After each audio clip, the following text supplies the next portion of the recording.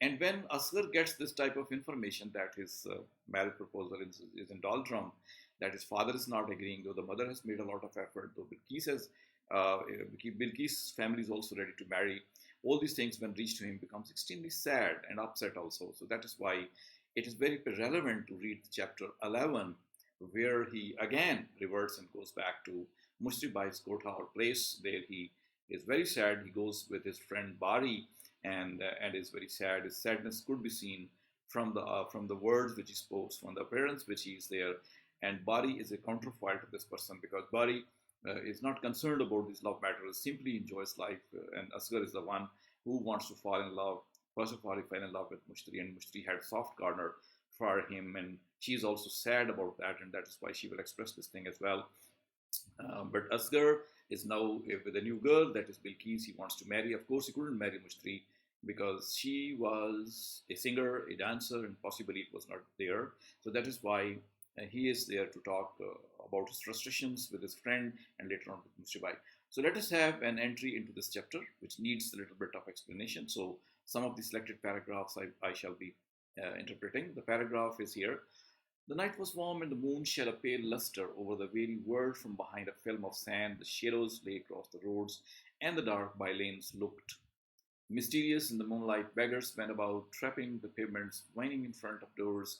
The flower sellers shouted, and here and there the sakis emerged from some corner and offered puffs at their hubble bubbles to needy passers-by. Some people detained them, put the tubes in their mouths, and poured puffing out the smoke, having satisfied their want. They paid a copper price to the saki, who began to bless them, or else they.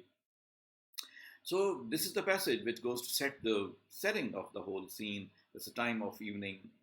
We can say it's the time of night also, because in that areas at that time the evenings could be just at the summer evenings especially could be at 7 and 8, but this is the later time, so that is why the streets do not have that much people. Only beggars are there, only other flower sellers are there. And a special thing about the culture of that time are the sakis, who didn't offer wine to the people to drink, but rather they offered their hubble bubbles, that is hookah in Punjabi or Urdu, that they offered their hubble bubbles, and the people enjoyed that and paid something to the saki. So in this way, the stage is set in order to let us know what Asghar is doing, what is his condition, and what is the type of Mughal culture being practiced at that time that is being shown to us in this passage. Let us go to the next passages. These two people, Bari and Asghar, go to Chowri Bazaar, which is a quarter inverse brassware merchant, second-hand dealers, lace, and prostitutes. So that is the market, that's a bazaar where prostitutes live most of the time. And by these prostitutes, let's take a positive view that these people are the singers and the dancers. So that is why you can listen to the sounds of the songs and the sarangi sounds and the drum sounds and tinkling bells of the dancing girls. These are the things found in this bazaar market. That is why Mushribai also lived here. And Mushribai is present there, and these two people are entering into the house. And in order to, understand and listen to her, what she sings, what she dances, enjoy all that, to give some comfort to Asghar. So that is why Asghar remembers here that he used to come and how much Mushribai was happy when he used to come to her, and he ignited the flame of love in her heart. Later on, ran away, and that is why she was sad up to some extent also. So this sadness is now experienced by Asghar as well.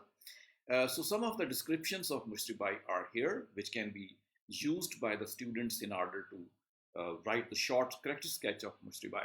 She was a beautiful woman, young and tall. In her dark eyes there was something piercing and poisonous, but her face was gentle, and she looked respectable woman. She was dressed simply but with taste in a white, tight-fitting pajama, a muslin shirt with flowers embroidered on it in white thread, and a pink headcloth well starched and plaited. There was a fine nose ornament studded on her nostril, and in her ears were gold earrings filled with fresh jasmine flowers, and on her arms she wore gold bangles of a beautiful design. The palms of her hands and the soles of her feet were dyed red with henna. When I read this paragraph, I remember the paragraph from Ice Candy Man by Bapsi Sidhwa, where Ice Candy Man puts his beloved Shanta to the same market bazaar in Lahore, and she was decorated just like we can say, bride, she's decorated, she's having all these things which I've mentioned here. So that is the common structure, common appearance, common decoration of a woman. In such bazaars of prostitutes, for example, she's beautiful most of the time.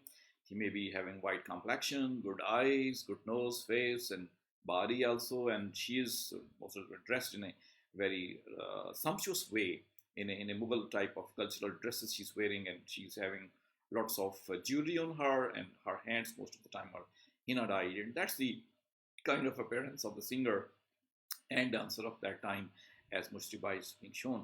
The writer is trying to let us know that her presence, her presentation was impressive, and she was beautiful also, and that is why Asghar and other people again and again fell to her, went to her, and enjoyed her songs, enjoyed her dances, enjoyed talking to her. So that is the another after Saki in this chapter. That is another part of the Mughal culture, Mughal Muslim culture, I should say, at that time. So Mushtibai is this type of woman whose character can be made out of these lines. Let's go deep and see what other things this chapter has for us. This is the paragraph where Mushtibai is trying to speak it out in our own words by saying that my life is a desert in which no oasis exists. It's just a mirage, you will of the wisp. You think there is water to quench your thirst, that there is light to guide you on the way, but in fact there is nothing. And even if I am worth, you say I haven't succeeded in attracting you. So Mushtibai is saying that if she's unable to get the love of Asghar, she's nothing. Her beauty is nothing, her skills are nothing, and she says that she's equal to zero only because she couldn't achieve her love. So that is actually the reflection of Asghar himself as well, that he too is thinking in these terminology as Mushtibai is singing. So if Mushtibai is mad for Asghar, Asghar is mad for Bilqis, and his madness can be experienced in these lines. These are really the Urdu poetry translated into English. Students can read and enjoy that in order to understand what is the mental condition of Asghar. So this chapter 11 talks about the bad mental condition of Asghar and that Mushtibai. Both are the victims of love, and that is why it is declared near to the close of this chapter, never fall in love. It's better to commit suicide than fall in love. So that is the ultimate result of the people who fall in love. Asghar says goodbye after listening to the song and dance of this woman, and ultimately comes back to his home by passing through the streets, different streets. He even has some places mentioned by writer here, that it's a House Qazi, and then Ajmeri Gate and Lal Darwaza. These are all the places situated in Delhi of that time, and he's passing through these things, and ultimately he listens to a eunuch as well who cuts a joke at him when he is cut joke at by some old man who is who cut joke at Asghar, and he too thinks in the same terminology. Asghar then enters into Jangli Khan, and after that, the next chapter would begin. So I would say to the students that these three chapters are actually the closing chapters of the romance or the romantic situation in this section of the book. Later on, political issues will also crop up. Not only the romantic issues will continue, so the novel would be post-colonial novel, tracing our history as well. Not only this, the chapters also indicate that the men may refuse, but the women, when they join hands, they can make the men do agree with the difficult issues. So the kind of differences of caste and the discrimination on the basis of the caste, that has also been talked about. And then the love matter has been in the end of this section highlighted to the maximum. That's not simply Asghar, it is Mushtibai also, who is panting for love and who is disappointed and thinks that committing suicide is better as compared to. So these chapters can be used in order to construct small characters of Begum Jamal. Then it is the efforts of Begum Mir Nihal, and ultimately it's the Mushtibai's character that we can trace out. Bari's help can also be talked about in a short note if the students like to do so. So here is all about this, and hopefully you have got it understood, and here the whole stream closes, and I shall be stopping it in order to come again for the sake of my students. So thank you very much for watching all that.